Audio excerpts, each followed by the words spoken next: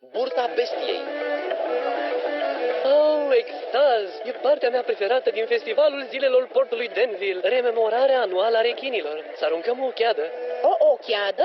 Serios? Rămân la regionalisme. Oh, uite, fac cântecul acela. Hai să ascultați povestea rechinului din portul Danville, ce ne-a terorizat. Vă puteți imagina, dacă de rechin vreți să aflați, ajungeți mai deștepți, pentru că deși parcă-ți vertebrați, sunt cartilaginoși. Spre noi pornit am mostru, ochi negri cărnuni, cu gura așa de mare încât privesc toți incisivi. Spre noi de neam câte zicii, i-am pierdut controlul și-am mâncat un politician, chiar și un întreg profesor.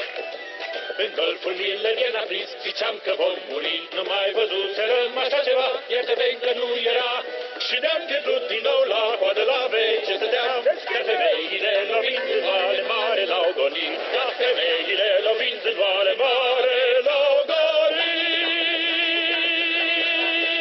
Și de asta sărbătorim în fiecare an ziua portului cu o rememorare. Se ivește rechinul.